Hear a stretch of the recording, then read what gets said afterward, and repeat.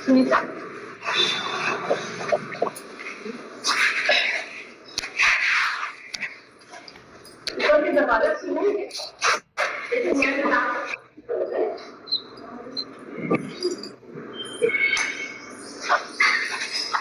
चलिए अब तीसरा दिवस है।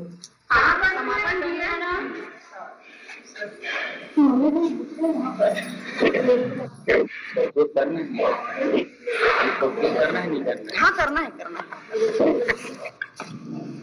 एक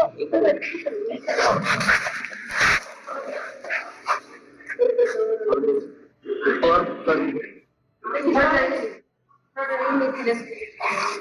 हमें कुछ में आ जाता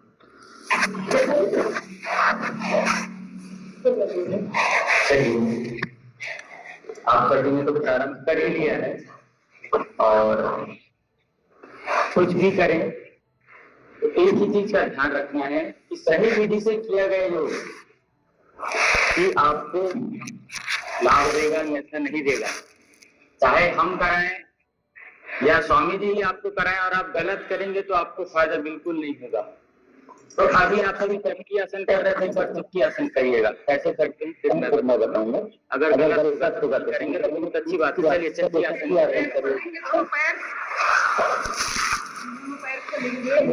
दोनों हाथों को सामने तक जाओ और पीछे भी उतना ही जाना। चलिए कीजिए, जो गलतियां होंगी वो भैया बताएंगे।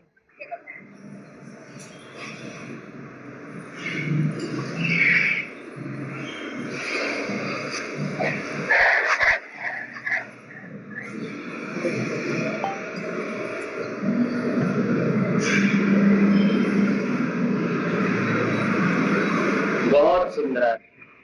इसमें आधे माताएं ठीक कर रही हैं, कुछ लोग गलती नहीं मतलब सुधार करना है तो उसमें दीदी जी बढ़िया कर रही थी। देखें आप कभी भी करें, दोनों पैर जोड़ करके भी कर सकते हैं, खोल करके भी कर सकते हैं, लेकिन इसमें कोहनी नहीं मोड़ना है। सबसे पहला और आखिरी नियम है इसका।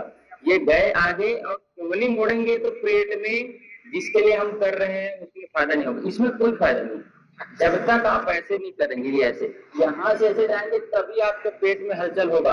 पेट में हलचल होगा तभी आपके सारे ऑर्गन्स ठीक रहेंगे।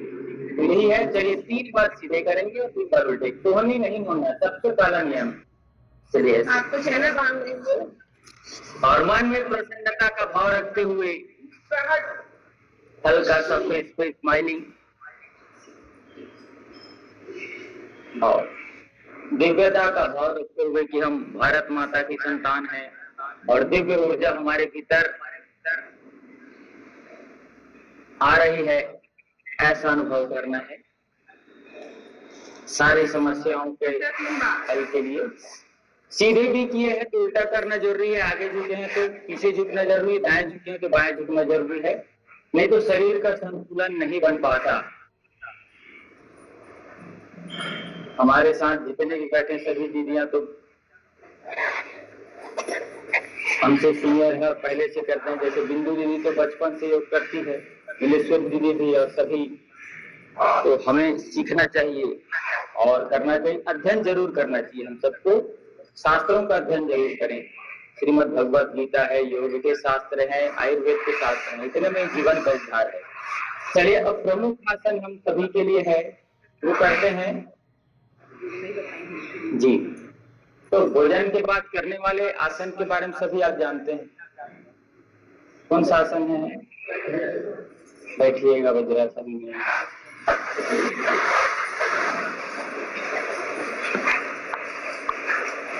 तो ऐसे पैर एक के ऊपर एक ऐसे नहीं रखना। सबको मालूम होगा, फिर भी मैं छोटी छोटी बात को बार बार बताऊंगा ताकि आपको याद हो जाए और गलती ना। तो अंगूठे से अंगूठा बस टच रहेगा। हम एक के ऊपर एक ऐसे पैर रखते हैं, ये गलत है। अंगूठे से अंगूठा रखें और सीधे बैठें ऐसे। और ऐसे कैसे बैठ जाते हैं कई जगह, ऐसे भी नहीं बैठना है, ये ऐसे नहीं बैठना है। और एक के ऊपर एक पैर रख करके ऐसे नहीं बैठना है, दोनों पैर को खोल करके सीधे बैठना है। लेकिन जिसको घुटने में प्रॉब्लम है वो ज्यादा समय तक ना करें, इसका भी ध्यान रखें।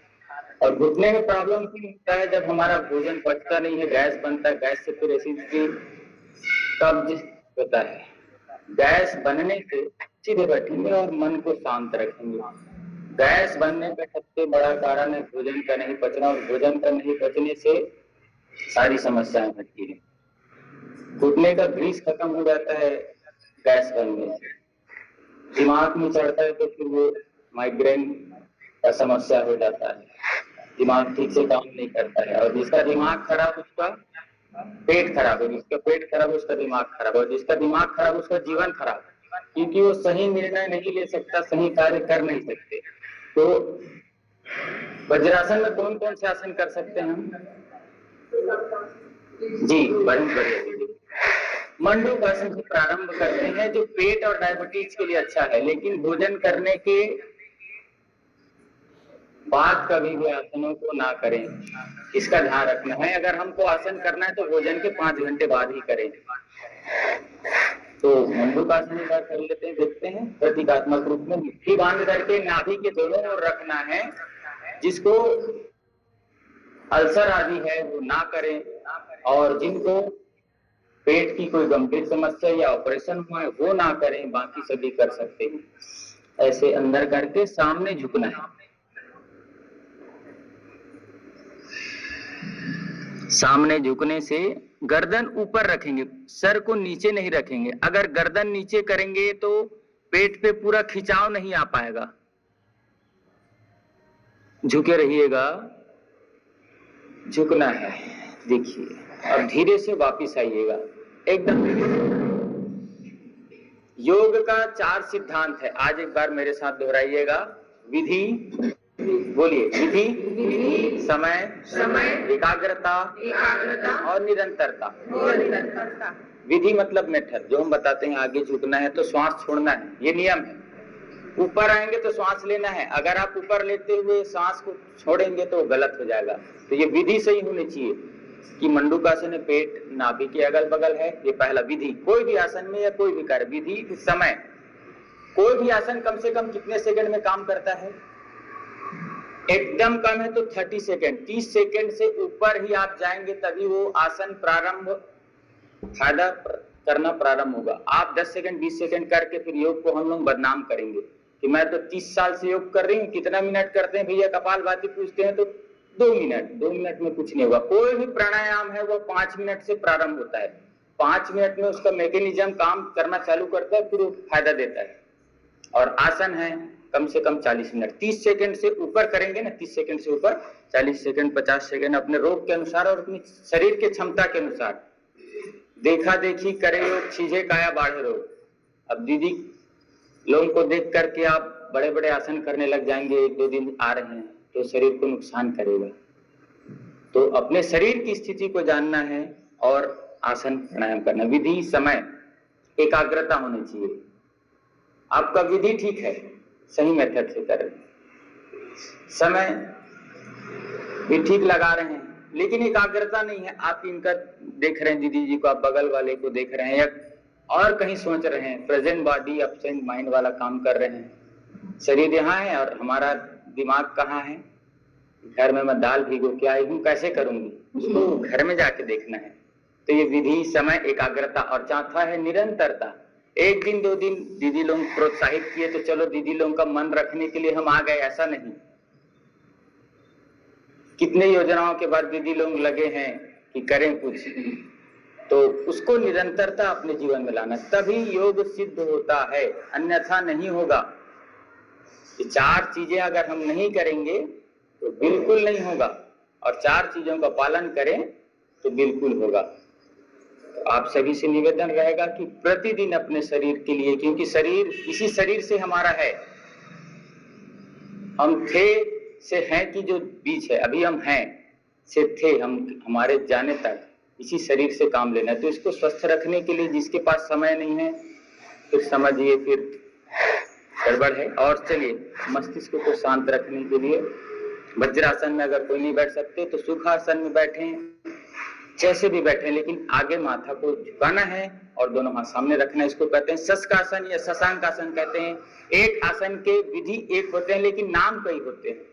जैसे हम लोग बच्चे का नाम घर में चिंटू बोल देते हैं, उसका मामा उसको छोटू बोल देता है और उसका नाम स्कूल में प्रज्ञांश रहता है, वैसे ही आसनों का है। तो नाम के पीछे ना जाए, काम के पीछे जाए। चलिए दोनों हाथ सामने उठा करके माथा जमीन से लगा देते हैं। ये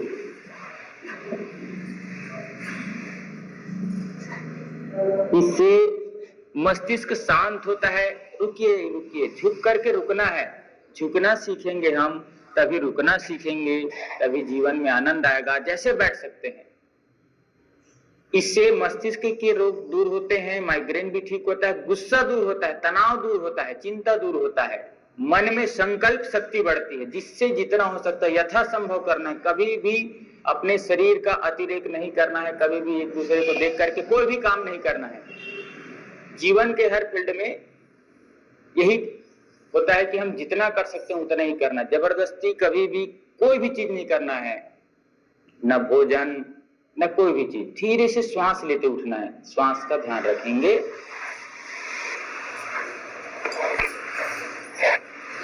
चलिए इससे क्या होता है दीदी, मैं क्या बताया था अभी, क्या बताया था? इससे क्या होता है? मस्तिष्क शांत होता है, क्योंकि हम आगे की ओर झुके हैं तो रक्त संचरण आगे की ओर होगा। तो गुस्सा जो आता है ना वो नहीं आएगा, रोज करना है। और गुस्सा आ जाए तो 10 बार गिनती गिनिए और 10 बार उल्टी गिनती गिनिए। उतने समय तक आप अपने गुस्से को रोक लिए, मतलब आप गुस्से पे विजय पा लिए, ऐसा सोचना है। अब आगे झुके हैं तो पीछे झुकना जरूरी है, दाएं झुके तो बाएं झुकना जरूरी है, लेकिन देख करके कभी भी जबरदस्ती नहीं करना। आगे झुके तो पीछे झुकने वाला अभ्यास, ये नाभि धरण दिखता है तो पेट में गैस हो जाता है, कब्ज हो जाता है। तो इसके लिए देखिए कर सकते हैं तभी करिएगा, अन्यथा नहीं करिएगा, जबरदस्ती नहीं है। ये पहला स्थिति है, ये ऐसे दोनों कोहनी को रख करके ऐसे झुक जाए तो ये बैलेंस हो जाएगा शरीर का। या फिर उष्ट्रासन कर सकते हैं, ऐसे खड़े होकर के, ये ऐसा सीधे बैठ खड़े हुए दोनों हाथ को करके ऐसे हल्का सा, जबरदस्ती नहीं करना, शरीर को गिराना नहीं है, चोट नहीं लगाना है, अच्छे करने के चक्कर में बुरा नहीं करना है। ये अर्धउष्ट्रासन है, जिससे जितना हो सकता है पैर को ऐसे फैला लीजिए दीदी, नीचे कर लीजिए, उंगलियों को मोड़िए मत, ऐसे, हाँ ऐसे, उससे बैलेंस बनेगा। 2-4 चीजें सीखे लेकिन सही सीखे, ये आप सबका उद्देश्य होना चाहिए। फिर धीरे धीरे आप 2 चीज सीख अच्छे करेंगे तो बाकी सारी चीजें आपकी अच्छे हो जाएंगी। धीरे से रिलैक्स हो जाइएगा। पूर्ण उष्ट्रासन तो कठिन है, वो नहीं बताऊंगा, जिससे बनता है वो करेंगे, बनता है वो कर सकते हैं। सीधे हाथ से सीधे पैर को पकड़ लीजिए, एड़ी को, फिर उल्टे से उल्टे को ऐसे और ऐसे टांग लीजिए।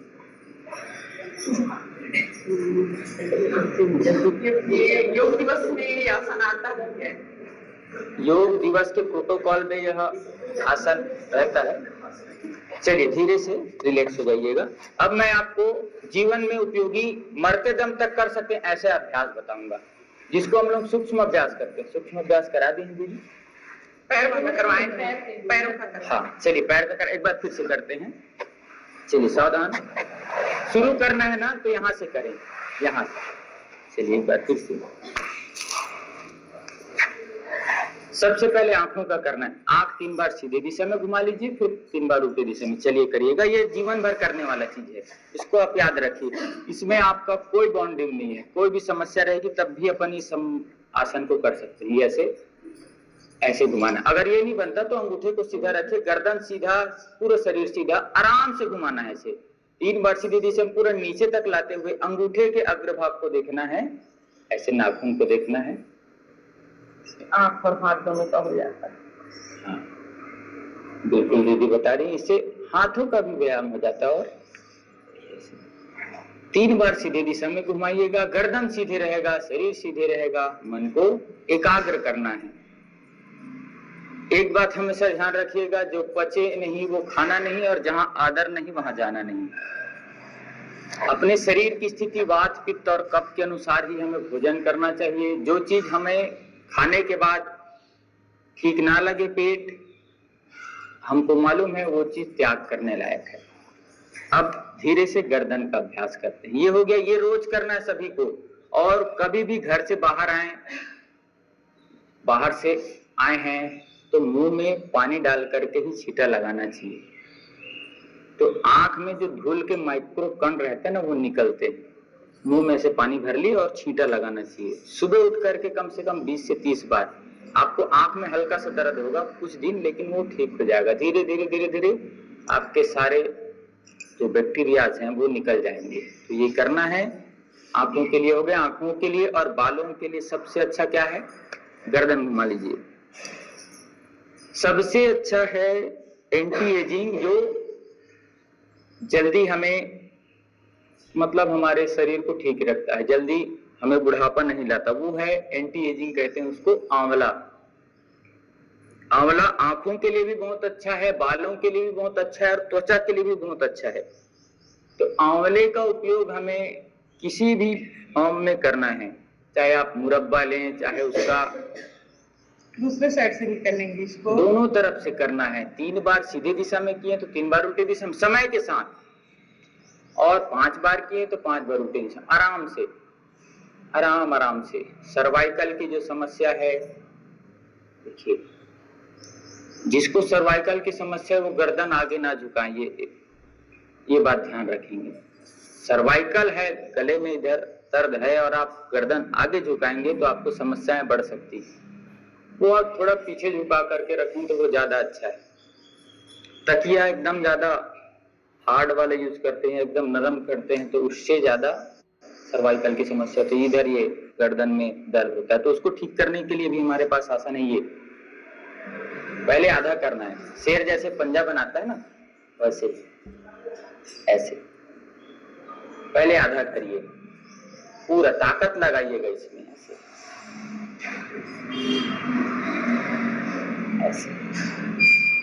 अब उसके बाद पूरा मुट्ठी बांधना है, ऐसे जैसे अपन आटा गूंथते हैं ना, ऐसे। अब ऐसे इसमें महसूस करिए कि आपको किसी ने कुछ कहा था, उससे बदला लेना है, तो सोचिए कि मैं उससे बाल को नोच रही, ऐसे। हाँ, अब करना तो सही में नहीं है, क्योंकि अहिंसा नहीं बताया जाता योग में, अष्टांग योग में। ऐसे अब मुट्ठी बांध लेना है, अंगूठा अंदर, एक, ये नहीं मुड़ेगा, इसका ध्यान रखिएगा आप लोग, उंगली नहीं मुड़ेगा आप सभी का, ऐसे सिर्फ उंगलियां, सिर्फ कलाइयां घूमेगा, ऐसे 10 बार सीधे दिशा में करेंगे और 10 बार उल्टे दिशा में, तो आपकी जो सर्वाइकल की जो नसें हैं वो भी ठीक हो जाएंगी। तो यम, नियम, आसन, प्राणायाम, प्रत्याहार, धारणा, ध्यान और समाधि।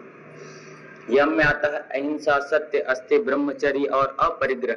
उल्टा भी करना इसको, जो सीधा घुमाया हो हमेशा ध्यान रखिएगा कि सीधे किए तो उल्टा करना जरूरी, और दाएं झुके तो बाएं झुकना जरूरी। अब ये हो गया, ये खुल गया, ये अपन खोल लिए, तो पार्किंसन के रोग कभी नहीं होंगे। हाथ कांपते हैं ना, वो कभी नहीं होगा। और ये किए तो बाल्टी उठाने में तकलीफ जो होती है ना, वजन नहीं उठा पाते, वो ठीक हो जाएगा। कलाई का अगर रोज करेंगे तो। अब करते हैं अपन ये, श्वास लेते हो अपनी ओर। योग में श्वास का बहुत महत्व है।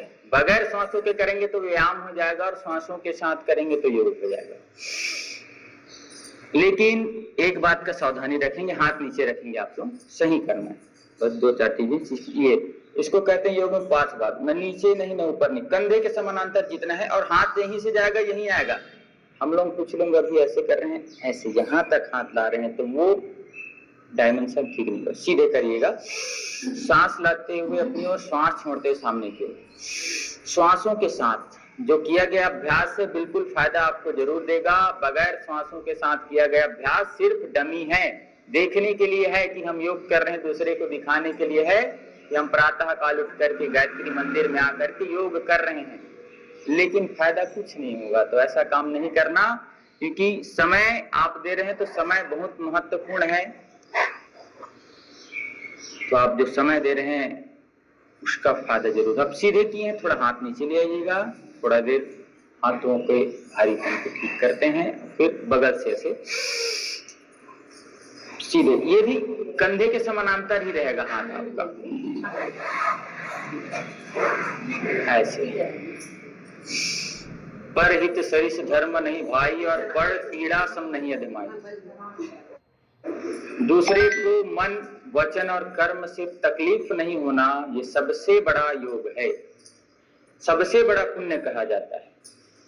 ऐसे करिए, फिर हाथ में तकलीफ आई, दर्द आए तो फिर नीचे ला करके अब कंधों के लिए कंधे घुमाते हैं, ऐसे ऐसे घुमाइएगा, 5 बार सीधे दिशा में कर लीजिएगा और 5 बार उल्टी दिशा में। तो अहिंसा, सत्य, अस्तेय, ब्रह्मचर्य और अपरिग्रह का भाव। अहिंसा कभी नहीं करना, मन वचन और कर्म से। सत्य का पालन करना, हमेशा सत्य बोलना। अस्तेय, किसी भी चीज को बगैर किसी को बताए हुए उपयोग नहीं करना। किसी के घर भी गए हैं तो ये अस्तेय आता है। अब ये हो गया। अब हम यहाँ हाथ रख करके ऐसे घुमाएंगे, सीधे घुमाएंगे, ऐसे आराम आराम से, मन में प्रसन्नता का भाव रखते हुए, और यह सोचना है कि मुझे जो बीमारी है वो दूर हो रही है, मेरे कंधे का दर्द दूर हो रहा है योग करने से, मेरी बीपी की समस्या दूर हो रही है योग करने से, मेरा जीवन संवर रहा है योग करने से। ऐसे जब सोच करके करेंगे तो संकल्प से सिद्धि होती है।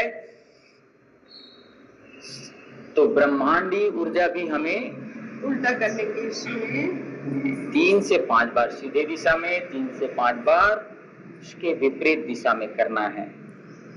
अब ये हो गया, हमारे आंखें खुल गई, गर्दन खुल गए, कंधे खुल गए, कोहनी खुल गई, कलाइयां खुल गई।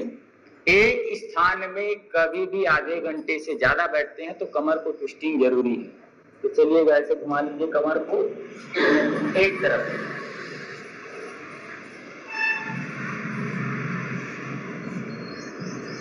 फिर दूसरी ओर,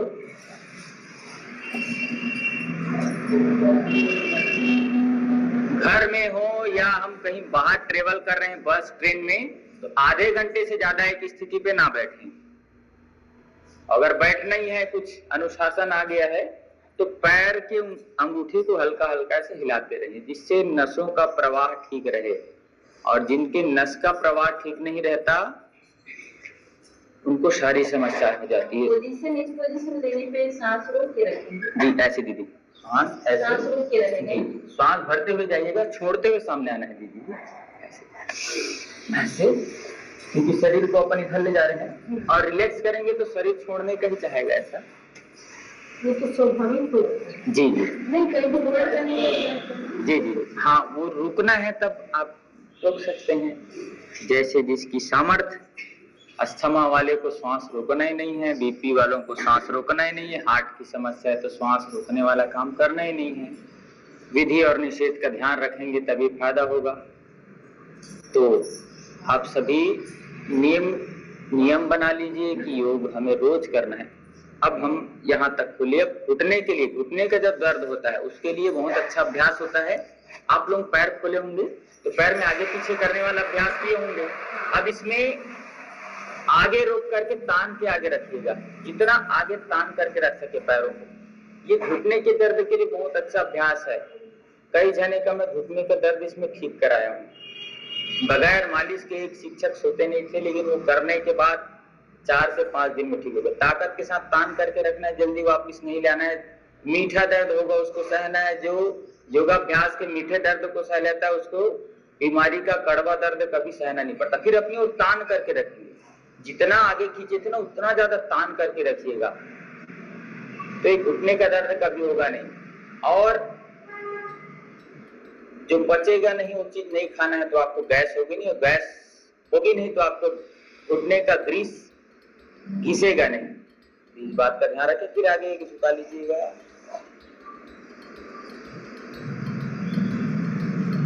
सात्विक भोजन करिएगा। कभी कभार कभी बाहर गए हैं तो छोड़ करके तेल मिर्च मसाला आदि चीजें डिवाइड करिएगा। और अर्ध पितलियासन का अभ्यास ऐसे धीरे धीरे ये किए होंगे आप लोग। उंगलियों को भी खोलना, दीदी बोले कि पैर का बता दिए तो उंगलियों को भी करने का अभ्यास रोज करें। और ये ऐसे एक एक पैर से कम, लेकिन कमर और गर्दन सीधे रहेगा तभी आपको फायदा होगा। ऐसे पैर नीचे धकेलने का काम करने दीजिए, पैर को ऐसे लगा करके ऐसे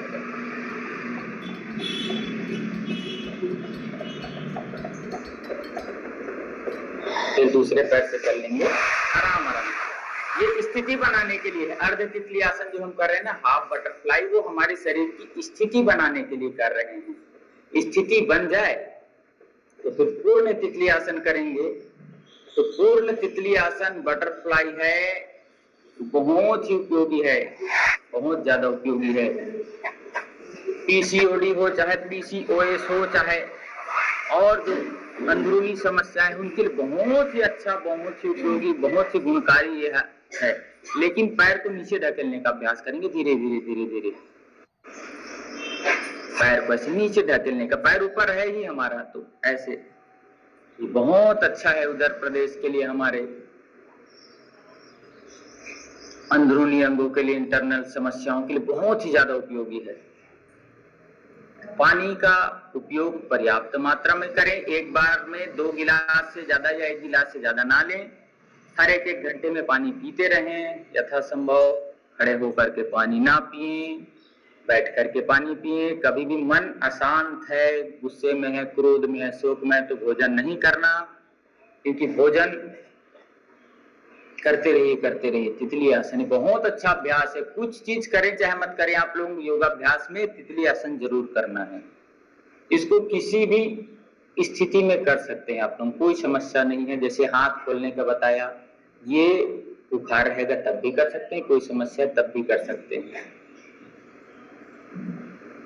ये। और प्राणायाम जरूर करना चाहिए हम सबको। कौन सा प्राणायाम करना चाहिए दीदी? 2 दिन से कर रहे हैं, तीसरे दिन है। कौन सा प्राणायाम करना चाहिए? कपाल भाती है, अनुलोम विलोम है, भस्त्रिका है। गर्मी के दिन है तो देखिए ऋतुचर्या के हिसाब से करना चाहिए, तो भस्त्रिका बहुत कम करें, इससे शरीर में गर्माहट बढ़ती है।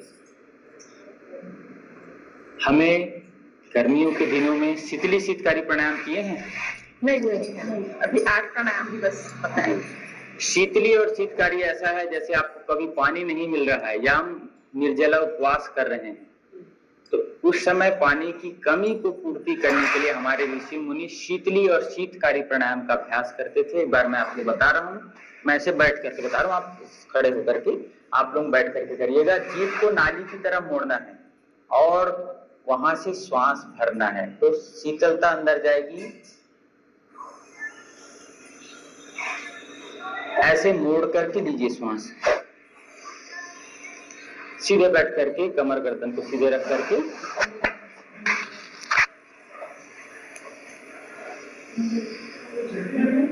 यह है शीतली प्राणायाम।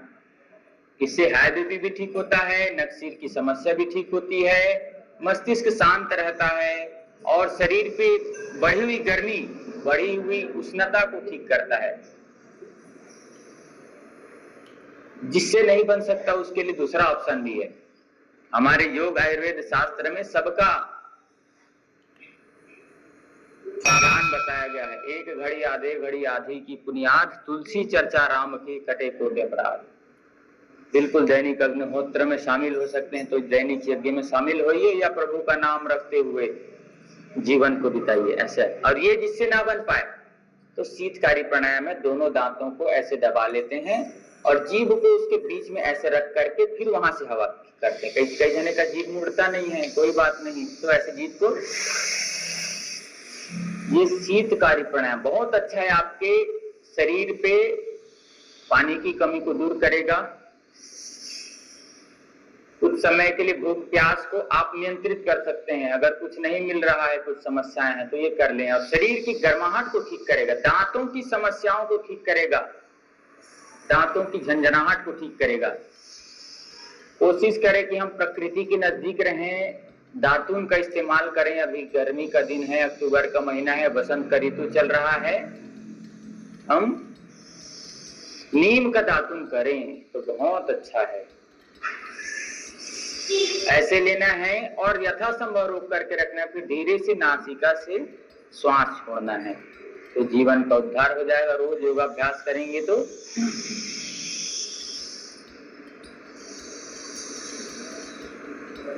आराम से रोकना है और आराम से छोड़ना है।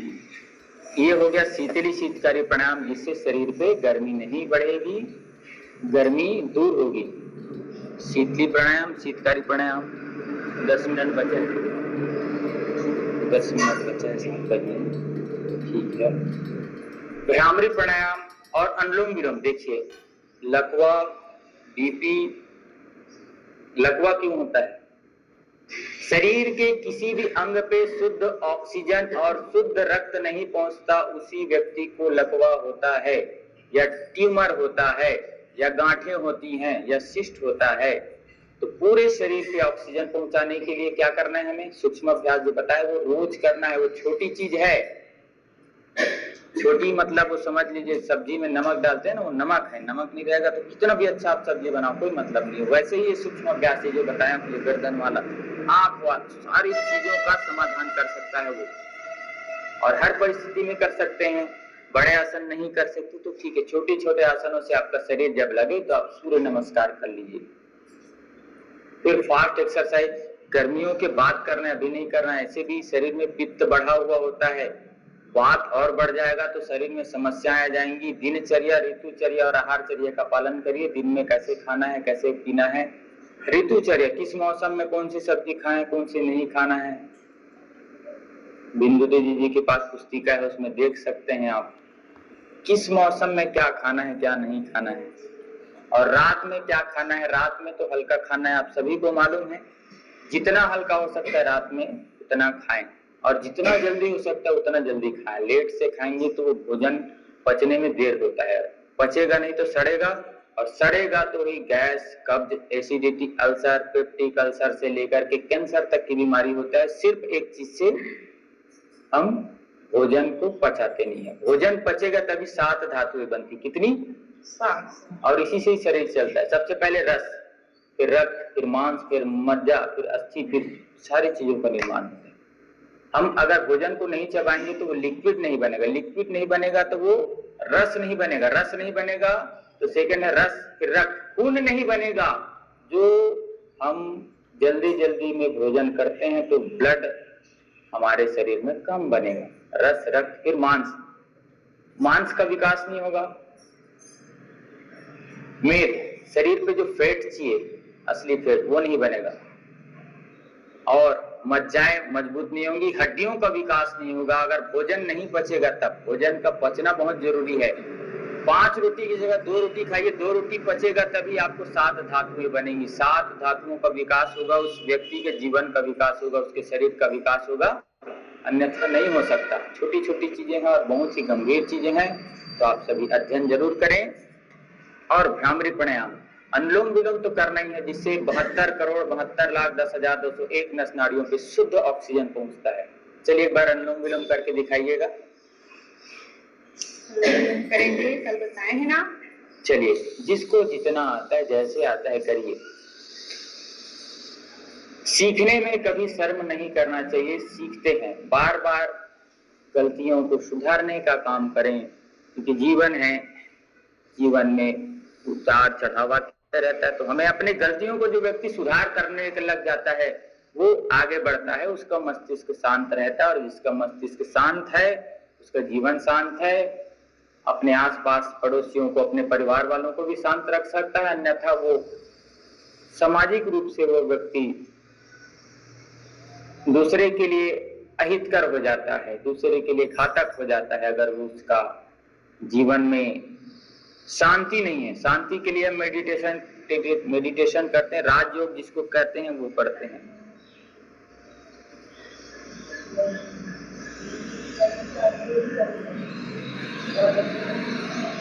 हाथ नीचे ले आइएगा। 2 मिनट बातें बता देता हूँ आपको, अगर जानकारी होगा तो अच्छी बात है, और बताऊंगा तो आपके लेफ्ट ब्रेन में जाके स्टोर हो जाएगा। लेफ्ट ब्रेन में जब आपको जरूरत रहेगा तो वो लेफ्ट ब्रेन आपको दे देगा। तो इसमें अनुलोम विलोम में एक ही चीज ध्यान रखना है, बाईं नासिका से श्वास लेना है और बाएं को बंद करके दाहिने से छोड़ना है। फिर जिधर से खुला है नाक उधर को लेना है, फिर रोकना है यथासंभव, दूसरे से छोड़ना है। ये क्रिया होती है, ये अनुलोम विलोम है। इसमें सबसे आदर्श स्थिति है कि श्वास का आवाज बिल्कुल ना आए, साउंडलेस ब्रीदिंग। जितना आराम से करेंगे उतना अंदर श्वास जाएगा, आपके मन का नियंत्रण बनेगा, और मन का नियंत्रण जिसके पास है वो दुनिया को जीत सकता है संकल्प की शक्ति से। तो आराम आराम से अनुलोम विलोम करेंगे आप लोग, तभी फायदा होगा, पूर्ण फायदा। आवाज के साथ करेंगे तो 10% कम हो जाएगा, 100 होना रहेगा वो 90 हो जाएगा, इतना ही है, लेकिन फायदा जरूर होगा। इससे क्या क्या फायदे होते हैं?